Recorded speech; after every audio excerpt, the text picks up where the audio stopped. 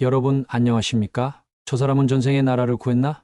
왜 이렇게 복이 많지? 다음 생이 있다면 나도 저렇게 태어나고 싶다. 내가 전생에 무슨 죄를 지어서 이렇게 사나? 이런 말들 많이 하십니다. 이 원고를 쓰는 지금도 추석 당일인데 제사를 지내면서 조상님 자손들을 도와주세요 하고 생각하는 분들도 계실 것입니다. 그런데 정말 윤회가 있다고 생각하시나요? 그렇다면 왜 우리는 모두 전생의 기억이 하나도 없지요? 어떤 이는 부처님이 사회 질서를 위해 사람들을 선하게 살도록, 선하게 살면 좋은 곳에 태어나고 악하게 살면 나쁜 곳에 태어난다는 개념으로 겁을 주기 위한 방편설법이라고 하기도 합니다. 어떤 분은 인도에 있는 다른 종교에서 가져온 개념이라고 말씀하시는 분들도 계십니다. 또 어떤 분은 부처님도 그냥 인간이다. 신통 같은 것은 없다. 이렇게 부처님을 단지 그냥 위대한 철학자 정도로 말씀하시는 분도 있습니다. 그래서 오늘은 부처님이 과연 생명체의 생사와 윤회에 대해서 진정 어떻게 말씀하셨는지 알아보는 소중한 시간을 가지겠습니다. 여러분의 이해를 돕기 위해 경전에서 모르는 용어가 나와도 부족하지만 제가 조금씩 해설하면서 나아가니 걱정 안 하셔도 됩니다. 이 경전을 보고 나서 저도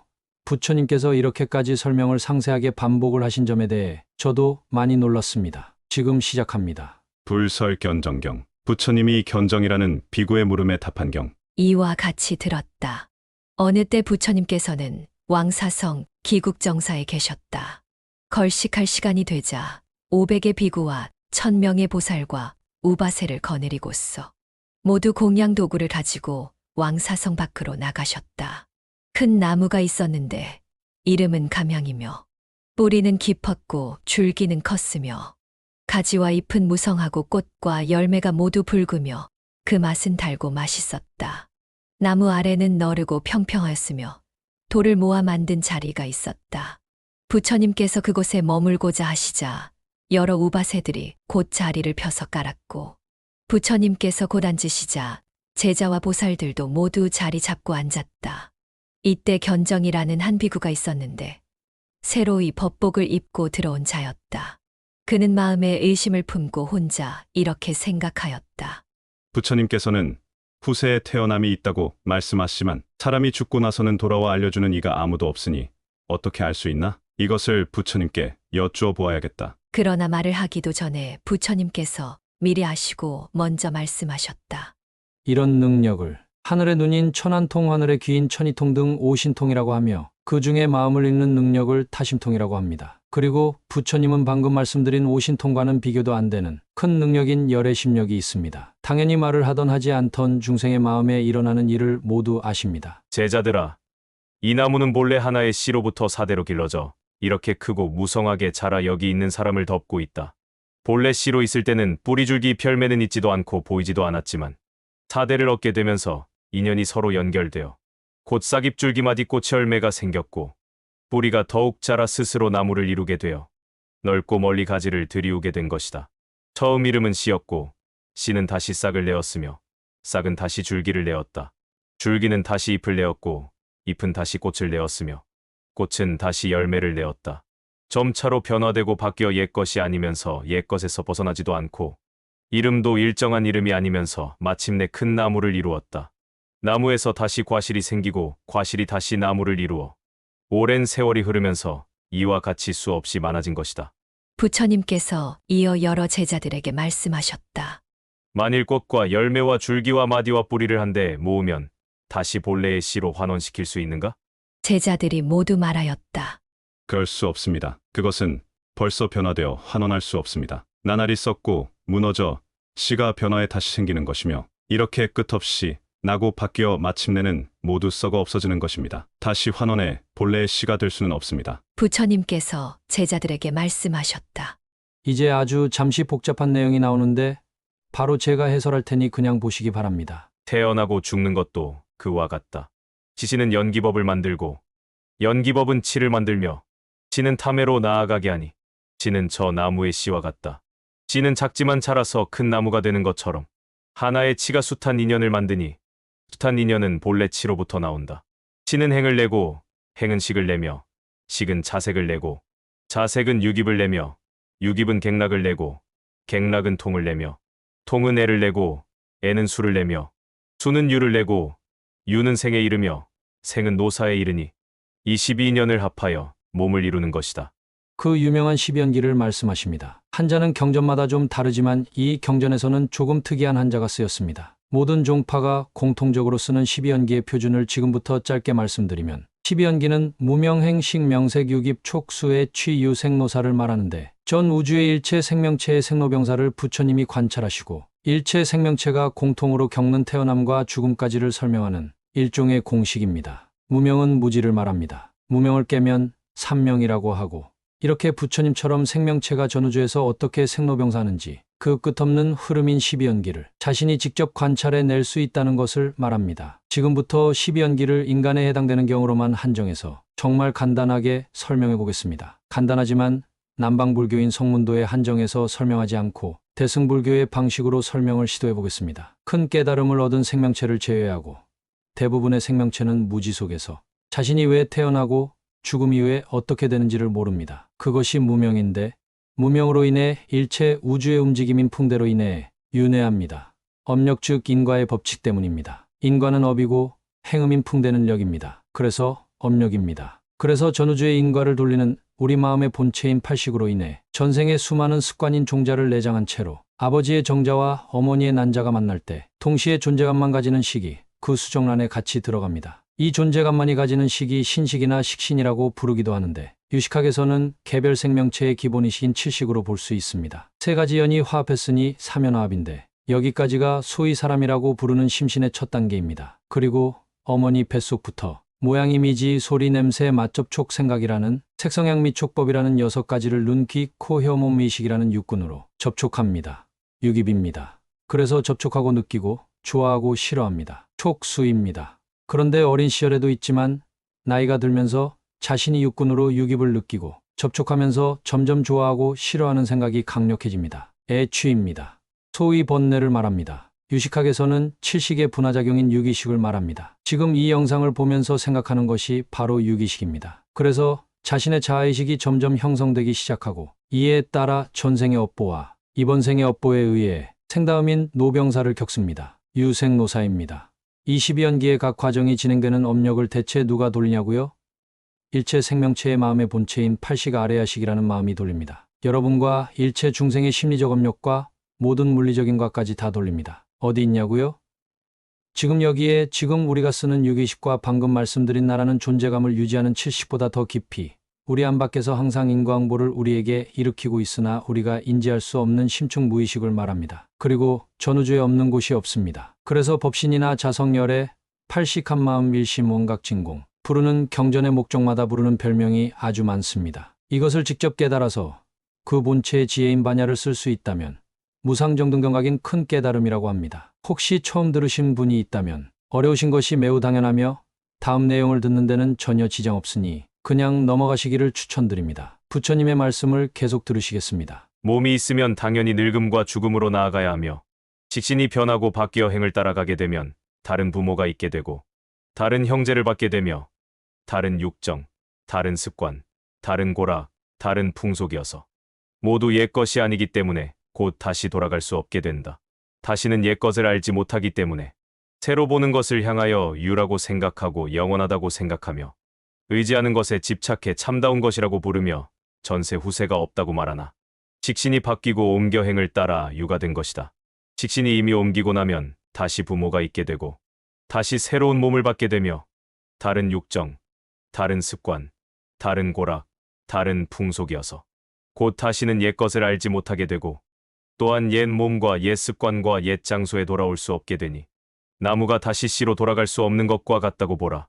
이에 견정 비구는 부처님의 말씀을 듣고 자리에서 일어나 꿇어앉아 부처님께 여쭈었다.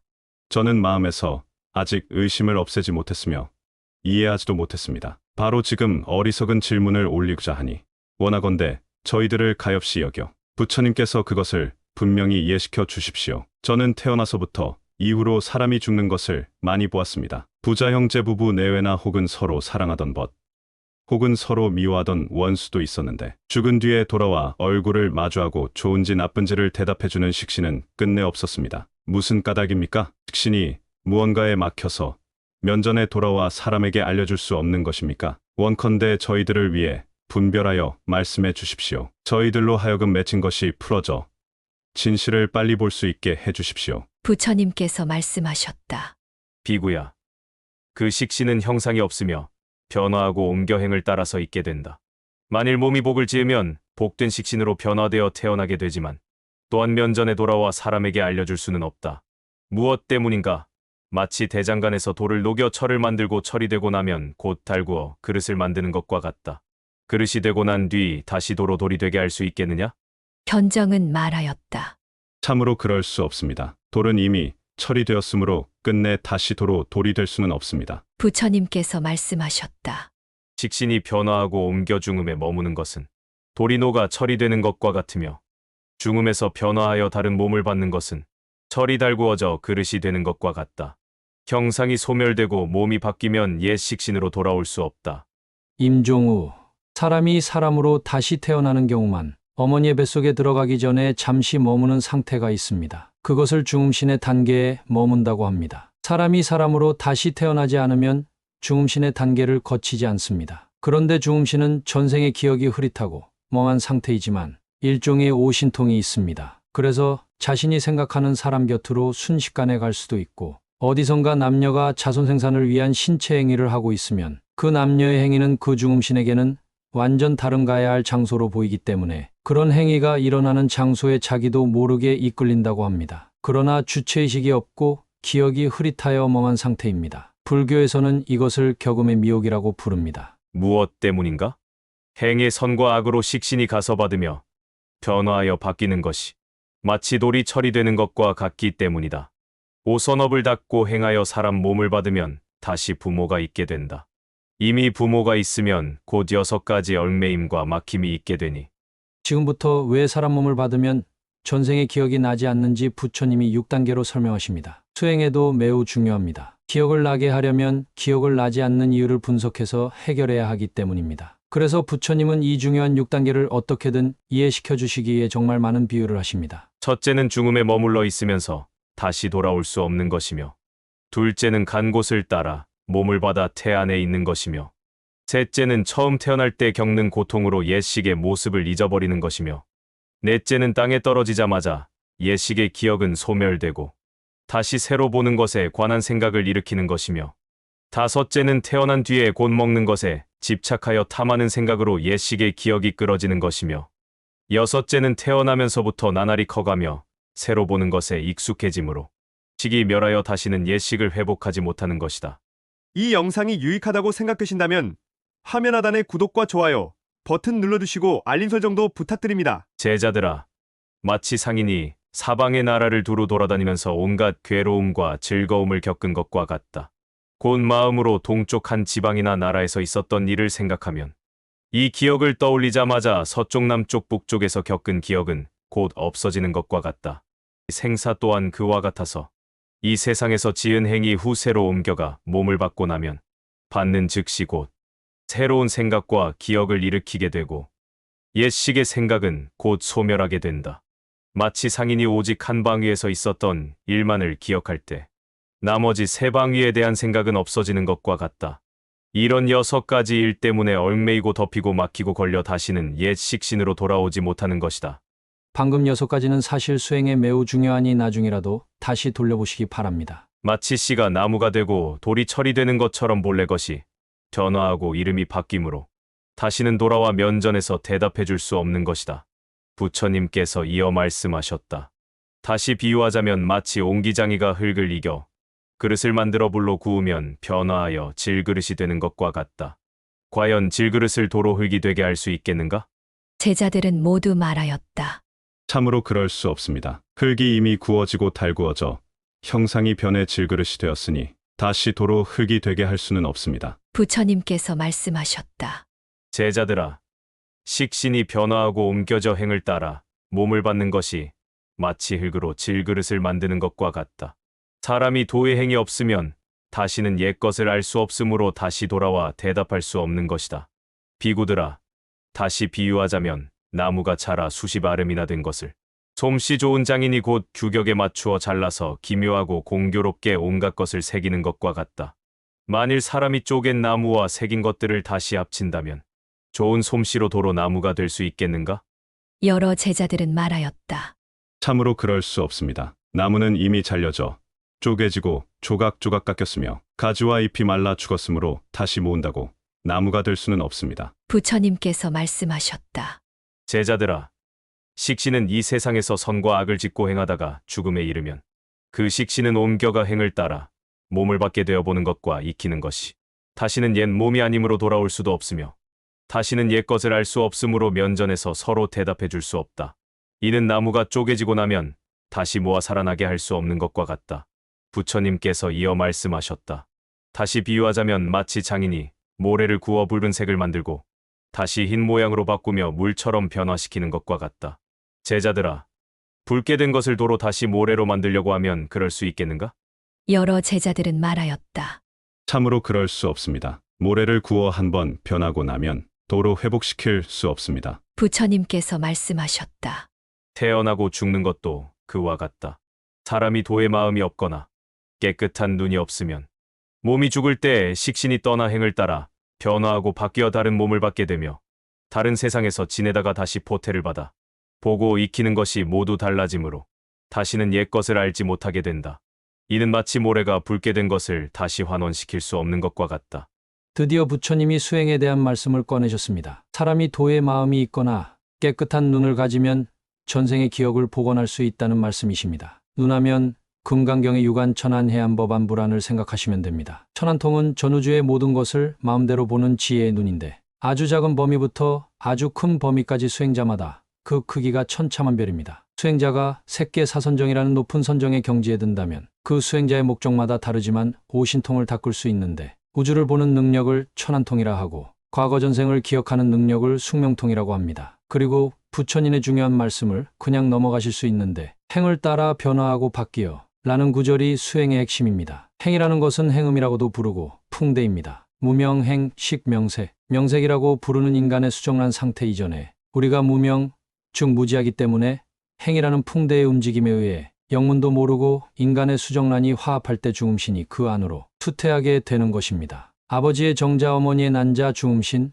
그 세 가지가 만나서 사람이라는 수정란이 탄생하는 순간을 불교에서는 사면이 화합한다라고 합니다. 사실 행이라는 것은 12연기에만 쓰이는 것이 아니라 일체 우주의 모든 것에 대한 움직임을 말하는데 일체의 물리적인 움직임은 물론 정신적인 움직임을 포함 생명체가 윤회하는 움직임까지도 풍대가 관여하는 것입니다. 보통 업력이라고 하는데 업은 업이고 역은 역입니다. 인과응보가 일어나고 싶어도 그 일어나는 움직임은 풍대가 있어야 가능합니다. 그래서 부처님도 호흡 수행을 하셨고 약사열의 부처님도 법왕자가 되기 위해서 풍대 수련을 하셨습니다. 일체의 모든 수행법도 알고 보면 직접 간접적으로 반드시 풍대의 장악과 관련이 있습니다. 단지 나라는 주체가 몸과 마음을 닦아 간접적으로 풍대를 다루느냐, 나라는 주체가 직접적으로 풍대를 다루느냐의 차이입니다. 제 채널에 풍대에 대한 영상이 있으니 더 궁금하시면 참고하시기 바랍니다. 부처님께서 이어 제자들에게 말씀하셨다.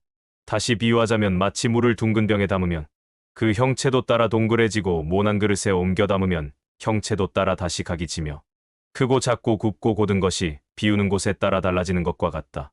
제자들아, 태어나고 죽는 것도 그와 같아서 직신은 본래 없고 일정한 형상이 없어서 행의 선악을 따라 곧 가서 몸을 받되 희고 검고 길고 짧음과 고와 낙과 선과 악을 행에 따라 바뀌어 받는 것이 마치 물이 그릇을 따르는 것과 같다. 혹 사람일 때 지은 일이 법답지 않았다면 죽어서 축생에 떨어져 나쁜 몸을 받았을 것이므로 다시는 옛것을 알아 면전에서 서로 대답하지 못하게 된다. 제자들아, 마치 굼벵이가 글 속에 있을 때는 소리도 없고 날개도 없던 것이 시절의 기운을 얻으면 변화하여 매미가 되어 날아다니고 나무에 붙어 쉬지 않고 소리내어 우는 것과 같다. 부처님께서 이어 제자들에게 물으셨다. 간단하게 오음을 설명하겠습니다. 불교는 사람이라는 존재를 색수상행식이라고 5가지로 나눕니다. 색은 지수화풍이라는 물질적 몸입니다. 지대는 눈에 보이는 몸의 기관을 말하고, 수대는 피와 땀, 오줌 등을 말하고, 하대는 체온, 풍대는 호흡과 일체 신진대사의 작용과 관계한 움직임입니다. 수는 육체적 정신적 느낌, 육체의 고통 즐거움, 구중간 그리고 감정의 희노애락을 말합니다. 상은 우리가 평생 하는 언어와 말로 하는 생각들, 지금 이 영상을 보면서 드는 생각, 여러분의 모든 생각은 태어난 이후의 직간접적인 경험을 언어와 문자를 통해 하고 있고 그 수면에 깔린 나도 모르는 생각들이 지금도 계속 일어나고 있습니다. 행은 움직임, 에너지, 동력, 아까 색에서 말했던 풍대보다 더 구체적입니다. 중력 같은 물리법칙이나 윤회와 생로병사 같은 생명체의 일생 등 내외의 법칙에 의한 모든 움직임을 말합니다. 식은 인식작용입니다. 이것이 좀 이해하기가 어려운데 방금 말했던 상인 생각을 일으키는 작용과 함께 정신적인 것입니다. 사람에게는 똥은 더러운 것이지만 똥개에게 똥은 음식으로 보입니다. 사람에게는 강아지는 반려동물이기도 하지만 박테리아에게는 숙주로 인식되겠지요? 인간의 차원을 떠나서 아기도의 생명체인 아기는 물을 불로 인식한다고 합니다. 따라서 각 존재는 그 존재 자체가 인간이면 인간, 동물이면 동물, 아기면 아기, 천인이면 천인대로 각자의 존재는 똑같은 외계의 대상이라도 다 다르게 인식합니다. 그리고 그 외계를 인식하는 능력이 얼마나 대단한가가 그 존재 자체의 능력이기도 합니다. 다시 비유하자면 날고기를 잘라서 때가 지나면 먹지 못하며 곧 썩어서 구더기가 나오는 것과 같으니 도로 싱싱한 고기가 되게 할 수 있는가? 여러 제자들은 말하였다. 참으로 그럴 수 없습니다. 고기가 썩었으면 다시 싱싱하고 깨끗하게 할 수 없습니다. 부처님께서 말씀하셨다. 태어나고 죽는 것도 이와 같다. 사람이 세간에 있으면서 마음으로 악을 생각하고 입으로 악을 말하며 몸으로 악을 행하다가 죽었다면 곧 식신이 변화하고 옮겨져 지옥의 몸이나 혹은 축생의 몸이나 혹은 고기나 벌레의 몸에 떨어진다. 그곳에서 보는 것이 다르고 전과 같지 않으며 죄의 그물에 가려 다시는 옛것을 알지 못하고 다시 돌아와 면전에서 대답할 수 없게 된다. 이는 저 썩은 고기를 다시 싱싱하고 깨끗하게 할 수 없는 것과 같다. 부처님께서 이어 제자들에게 말씀하셨다. 다시 비유하자면 마치 달이 없는 어두운 밤에 오색의 물건을 어둠 속에 가져다 놓고 1000명, 10,000명에게 밤에 그 오색의 물건을 관찰하게 하는 것과 같다. 어느 한 사람이라도 그 청황적 백을 구별할 자가 있겠느냐? 여러 제자들은 모두 말하였다. 설령 몇 억만 명, 아니 헤아릴 수 없는 사람에게 밤에 그것을 관찰하게 한다고 해도 끝내 볼 수 있는 자는 없습니다. 어떻게 그 오색을 분별할 수 있겠습니까? 부처님께서 말씀하셨다. 만일 어떤 사람이 횃불을 가지고 비추면서 사람에게 관찰하게 한다면 볼 수가 있겠느냐? 여러 제자들은 말하였다. 사람이 든 횃불의 광명을 의지해 그것을 관찰한다면 모두 오색을 분별할 수 있을 것입니다. 부처님께서 말씀하셨다. 만일 어리석은 사람이 횃불을 등지고 캄캄한 곳으로 아주 깊숙이 들어가 오색을 보려고 한다면 볼 수 있겠는가? 여러 제자들은 말하였다. 어리석은 사람이 광명을 등지고 어둠을 향한다면 나아갈수록 더욱 어두울 것이니 색을 보는 날은 끝내 없을 것입니다. 부처님께서 여러 제자들에게 말씀하셨다. 사람이 태어나고 죽음도 그와 같다. 일체 인민이나 기어다니는 것, 날아다니는 것, 꿈틀거리는 곤충들은 이미 몸의 형상을 받아 어리석음과 어둠에 가려 도의행이 없다. 몸으로 하는 일, 마음으로 하는 일을 배우지 않아 지혜의 눈을 얻지 못하고서 부처님이 지혜의 눈이라고 하셨습니다. 여기서 금강경에 나오는 유관천안 해안법안 불안 중에 해안인 지혜의 눈이라고 부르려면 스스로 윤회와 전생을 아는 숙명통이 있어야 한다는 것을 알 수 있습니다. 몸으로 하는 일과 마음으로 하는 일이란 복과 가피를 바라거나 천상세계에 태어나는 승천이나 해탈이나 깨달음 같은 불교에서 권장하는 자신의 목표 달성을 위해 하지 말아야 할 일을 하지 않고 해야 할 일을 하는 것입니다. 그것이 곧 계율이기도 하고 제가자와 출가자를 막론하고 모든 불교의 기본 원칙입니다. 재앙막작 중선봉행 아무리 작은 악이라도 짓지 말고 가능한 한 많은 선을 행하라. 자신에게 악을 짓지 않고 선행을 하면 수행이라고 하며 수행 공력이 쌓입니다. 타생명체에게 악을 짓지 않고 선행을 하면 선행 공덕이 쌓입니다. 계속 가겠습니다. 생사가 나아가는 곳과 식신이 오가며 죽음 이후와 환생에 대해 면전에서 알려주는 것을 알고자 하나 마치 달 없는 어두운 밤에 오색을 보려고 하는 것과 같아 끝내 볼 수가 없다. 만일 경전과 계율의 37품을 수행하여 그 마음을 지키고 거두어 청정한 행으로 나아간다면 마치 횃불을 든 사람을 따라 오색을 구별해보는 것과 같을 것이다.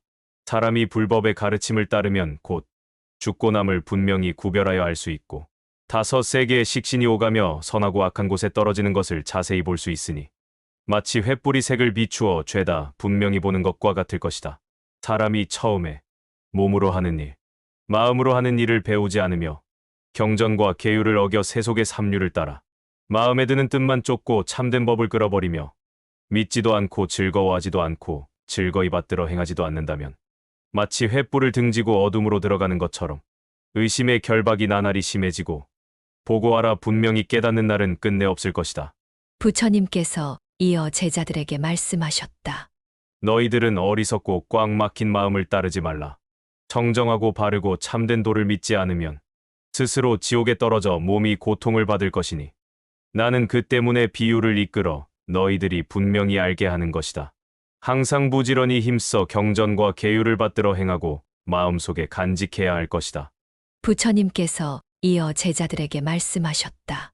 사람은 이 세상에 태어나 몸의 형상을 받고 육안으로 보는 현재의 일과 부모 친척은 환히 보아 잘 알고 있지만 전생에 어디서 왔는지는 보거나 알 수가 없다. 여기에서 늙어 죽어 후세에 태어나 다시 몸을 받으면 지금 세상의 일은 알 수가 없다. 무슨 까닭인가? 한 번 태어났다가 한 번 죽으면 식신이 변화하고 바뀌어 12년의 치가 그 주인이 되어 정신이 어지럽고 어두워 다시는 옛것을 알 수 없기 때문이다. 제자들아, 마치 인실을 삶고 두드려 청황적 흙에 다른 색으로 물들이면 바탕이 변화하고 바뀌어 다시는 되돌릴 수 없는 것과 같다. 태어나고 죽으며 변화하는 것도 실이 색을 받아들이는 것과 같다. 식은 일정한 형체가 없어서 행을 따라 물들기 때문에 깨끗한 눈이 없으면 그 옛것을 알지 못하며 마음과 뜻이 법이 되어 곧 생각이 되는 것이다. 사람이 한 세상을 살면서 마음과 생각은 만갈래나 되니 선과 악의 과보를 받아 새 몸을 받으면 옛 몸은 소멸하지만 생사의 법에서 어리석음과 어두움은 항상 그렇다. 이제 드디어 오늘의 핵심 구절이 나옵니다. 그 생사의 오고감을 알고 또 보고 싶다면 널리 몸과 마음으로 하는 일을 배우고 행해야 한다. 깊이 청정에 들어가 근본과 끝을 사유해 마음의 번뇌를 멈추는 지와 정을 말하고 그 지와 정의 경계에서 정밀하게 사유하는 불교 정식의 선정을 말합니다. 현장법사님은 보다 의미를 분명히 하기 위해서 선정을 정렬하고 번역하십니다. 불교는 망상과 번뇌를 떨치는 것은 맞지만 모든 생각을 안 하는 것이 절대 아닙니다. 선정을 얻고 그 선정의 경계 속에서 내가 관찰해야 하는 대상을 관을 하면서 그동안 배운 부처님의 교리를 정사유하는 것입니다. 선정이 없는 사유는 아직 감로에 물이 없는 마른 지혜라고 해서 아직은 높은 사유의 경지는 아닙니다. 깊이 청정에 들어가 근본과 끝을 사유해 비로소 깨치면 마치 잠자다가 깬 것과 같을 것이다. 한문으로 개오라고 쓰여 있습니다. 열개의 잠깨로 깨달음을 개화다라고 표현했습니다. 비슷한 발음으로 큰 깨달음을 대철대오라고 부르기도 합니다. 부처님께서 이어 제자들에게 말씀하셨다. 직신은 어리석고 어두운 법이므로 살아서 선과 악의 행을 짓다가 죽으면 변화하여 가서 받으니 선과 악의 행을 따라 형상과 징조가 있게 된다. 마치 불이 섬나무를 얻게 되면 그 모습이 나타나다가 섬나무가 닿으면 소멸하는 것처럼 의식이 선과 악을 짓지 않으면 행도 소멸되어 나타나는 것이 없다. 도를 얻지 못한 이가 생사에 빠지고 변화되어 옛것을 알지 못하는 것은 마치 더러운 거울이 때가 묻어 흐려지고 오물에 가려 얼굴을 비추어도 조금도 보이는 것이 없는 것과 같다. 의식이 흐리고 가려져 생사에 굴러다니면서 흥망에 슬퍼하고 근심하며 화복을 붙잡고 집착하여 다시는 옛것을 알지 못하는 것이 마치 더러운 거울을 보는 것과 같다. 다시 비유하자면 마치 깊고 흐린 물에는 비록 고기와 벌레가 있다 하더라도 볼 수 없는 것과 같다. 생사에 어지럽게 뒤섞여 근심하고 두려워하며 가리고 막혀 변화에 태어나면서 옛것을 잊어버리는 것 또한 흐린 물과 같다. 또 비유하자면 어두운 밤에 눈을 감고 가면 아무것도 볼 수 없는 것과 같다. 생사의 어둠 속에서 화복을 따라 흘러가며 혹은 기뻐하고 혹은 고민하며 받은 몸에 얽매여 다시는 옛것을 알지 못하는 것도 밤에 눈을 감고 길을 가는 것과 같다. 부처님께서 이어 제자들에게 말씀하셨다. 이제 나는 부처가 되어 지혜의 눈이 청정해졌으니 일체의 생사와 삼계에 왕래하는 일을 부처는 모두 알고 본다. 마치 수정 유리의 보배 구슬을 고운 색실에 꿰면 푸르고 노란 것이 다 나타나는 것처럼 부처가 생사를 보는 것도 꿰어있는 구슬을 보는 것과 같다. 또 비유하자면 깨끗한 물이 맑고 잠잠하면 밑이 보이고 그 속에 고기와 벌레가 모두 환히 보이는 것과 같다. 부처가 생사를 보는 것도 맑은 물에 고기를 보는 것과 같다. 또 비유하자면 다리로 일체 행인이 끊임없이 왕래하는 것을 보는 것과 같다. 부처가 태어나고 죽으며 다섯 세계를 왕래하는 것을 보는 것도 다리의 행인을 보는 것과 같다. 또 비유하자면 높은 산에서 멀리 바라보면 빠짐없이 보이는 것처럼 부처는 뜻이 높고 원대하여 생사를 빠짐없이 알고 분별하지 못하는 것이 없다. 부처님께서 이어 제자들에게 말씀하셨다. 너희들은 나의 가르침을 따라서 천억 겁에 걸쳐 태어나고 죽는 일을 빠짐없이 알아야 한다. 37품의 중요한 행인 사이지 사이단 사신조고그 노력 7가기 8정도를 행하여 마음의 때를 없애고 삼독을 없애 의심의 결박이 풀리면 곧 청정을 보고 부처의 지혜로운 마음을 얻어서 곧 가고 오는 일을 마치 밝은 거울을 보든 모두 다 볼 것이다. 부처님께서 이어 제자들에게 말씀하셨다. 세상 사람들이 지은 선악과 죽은 뒤의 세상 또한 모두 대답해 줄 수 있다. 다만 사람들은 세 가지 깨끗한 눈을 얻지 못했기 때문에 보지도 못하고 알지도 못하는 것이다.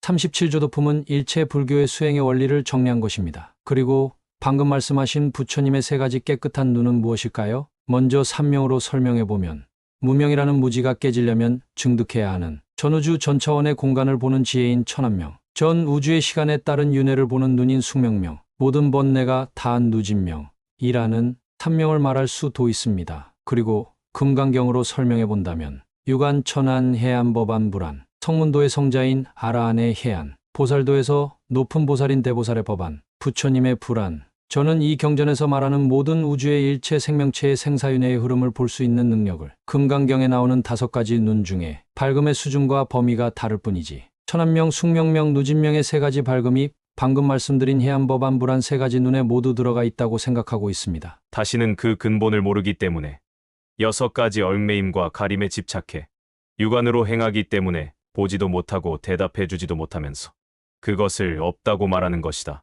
아직 도를 얻지 못한 자들은 모두 그리고 더러운 행을 지어 어리석음에 빠지며 태어나고 죽으며 바뀌고 변해 다시 새로운 몸을 받으면 육안에 현혹되어 옛것을 떠나고 새것에 얽매여 그 접촉에 의해 일어나는 좋거나 싫은 느낌들에 동요한다. 그리하여 끝내 식신이 행을 따라 과보를 받는 것을 알지 못한다. 현세의 사람으로 하여금 혹은 복을 받고 혹은 재앙을 받고 혹은 서로 어여삐 여기며 혹은 서로 미워하게 하는 것이 곧 옛날의 행에 대한 과보를 받는 징조이다. 3가지의 깨끗한 눈이 없기 때문에 보지도 못하고 알지도 못하며 곧 의심에 묶여 있는 것이다. 모든 사람들이 이미 이 세상에 태어나 본래부터 어리석음과 함께하며 도의 마음도 청정한 행도 없으면서 전세의 일을 알기 바라고 지신이 돌아와 알려주는 효험을 바란다. 이는 마치 손이 없으면서 글을 쓰려고 하며 눈이 없으면서 보려고 하는 것과 같으니 끝내 그럴 수 없다. 그러므로 부처가 세상에 출현하여 경전의 도를 펴고 나타내 사람의 마음을 해탈시키는 것이다. 그 식신의 왕래와 태어나고 죽으며 받는 것을 알고자 하는 이는 부처의 가르침에 따라 37품과 지도무국지의 바라미를 행하여 마음을 단속하고 마음을 경계하며 마음을 고르고 마음을 바루어 선정삼매의 묘한 경지에 들어야 이에 식신이 떨어지는 곳과 가고 오는 일을 자세히 알 수 있다. 너희 제자들아, 몸으로 하는 일, 마음으로 하는 일을 배우고 알아. 모든 대상을 빠짐없이 깨달아야 하며 닥치면 곧 그것을 없애 어지럽거나 그르치지 말고 바른 법에 견고해야 한다. 이와 같이 쉬지 않으면 너희들의 의문점은 곧 해결될 것이다. 부처님께서 이어 제자들에게 말씀하셨다. 식신은 이름은 있지만 형상이 없으며 선과 악의 행을 따라 사대에 의지하여 몸이 된다. 처음 태어났을 때는 몸도 작고 모든 감관도 원만하지 못하며 기견도 적고 하는 것도 완비되지 못하다가 수정란과 갓난아이나 유아 시절을 말씀하시는 것입니다. 자라면서 육정이 부족하고 식견도 몸을 따르며 애욕과 모든 습기가 나날이 왕성하게 생겨 갖춰지게 된다. 또 쇠하고 늙으면 사대가 파리해지고 식견도 어두워지며 육정도 감소된다. 이처럼 현재 한 세상을 살면서도 변화가 무상하여 옛날과 같지 않으며 태어나 익히고 본 것을 늙어서는 잊어버리게 되는데 하물며 다시 다른 세상에서 음태에 얽매이고 덮일 때이겠는가? 도의 마음을 얻지 못해 어리석은 행으로 미혹하고 더럽다면 의식이 왕래하는 것을 보고 면전에서 알려주기를 바라도 그렇게 될 수 없다. 사람이 도행이 없으면서 숙명의 일을 보고 알길 바라는 것은 마치 어두운 밤에 바늘을 꿰고 물속에서 불을 구하려는 것과 같아 끝내 볼 수 없다. 너희 제자들아, 부지런히 경전과 계율을 행하며 생사가 본래 어디에서 왔고 결국 어디로 돌아가며 무슨 인연으로 왕래하고 인연한 바가 어떤 것들인가를 깊이 사유해야 한다. 참되게 공하에 없는 법임을 사유하면 깨끗함을 얻고 결박이 제거되어 의심이 저절로 풀릴 것이다. 부처님께서 경을 말씀하시고 나자 견정 등 500명과 모든 우바세가 모두 수다원을 얻었으며 모든 보살은 다 불경회 삼매를 얻었다. 그들은 각기 일어나 부처님을 3번 돌고 땅에 엎드려 예배한 뒤 모두 부처님을 따라 함께 정사로 돌아갔다. 여러분, 이제 윤회와 전생과 환생의 의문이 조금은 풀리셨나요? 그리고 특히 왜 모든 사람들이 전생의 기억이 없을 수밖에 없는지 그 이유에 대해서 이제는 어렴풋이 아셨으리라 믿습니다. 생소한 개념들이 잘 이해가 안 되는 것이 당연하지만 이 영상을 돌려봐도 되고 제 채널에 풍대에 대한 영상도 있고 죽음과 환생에 대한 영상도 있고 기본 수행에 대한 영상도 있으니 참고하시기 바랍니다. 그러나 윤회 자체가 근본 문제가 아닙니다. 전생의 인과응보에 의해 윤회하는데 단일 생명체는 그 윤회의 과정 속에서 생로병사의 고통, 구하는 것을 끝없이 계속 구해서 모자라기에 계속 무언가에 대한 결핍에 시달리는 고통인 구부듣고 미워하는 대상을 만나야 하거나 좋아하는 대상과 헤어져야 하는 정신적인 고통인 원중회고 애별리고 단일 생명체라면 무조건 겪을 수밖에 없는 8가지 고통인 팔고를 해결하는 것이 중요한 것입니다. 부처님은 그 팔고를 해결하는 방법을 수행법으로 가르치셨고 부처님까지는 아니더라도 팔지부동지 보살의 경지에 이르면 윤회를 전혀 두려워할 필요가 없습니다. 그 이유는 바로 개별 생명체 자체의 문제인 팔고를 해결했기 때문입니다. 또 팔지 부동지 보살까지는 아니더라도 수행의 수준이 정말 높아져 정말 자신의 수많은 전생들이라도 제대로 기억해낸다면 어마어마한 장점들이 부록처럼 딸려옵니다. 지금 영상을 여기까지 보시는 똑똑한 여러분들의 지식과 경험치는 이번 생에 국한된 것입니다. 만일 수천 겁은 아닐지라도 수백 생의 지식과 경험이라도 깨어난다면 그런 분에게 어떤 일이 일어날까요? 상상해 보시기 바랍니다. 그리고 또한 수행자는 전생의 공력이 깨어난다면 이번 생에 처음부터 공부를 시작한다면 이렇게 공부할 게 많고 오랜 시간이 요구되는 불교의 수행에서 전생의 공력이 돌아온다면 전생에 공부하고 닦았던 그 수준부터 전생의 수행을 계속 이어나갈 수 있습니다. 혹시 이번 생에 수행하기로 이왕 결심을 했다면 어렵고 힘들어도 기초부터 차근차근 닦으면서 안전하게 최소한 전생의 공력을 회복할 만큼은 닦아야 한다는 말씀입니다.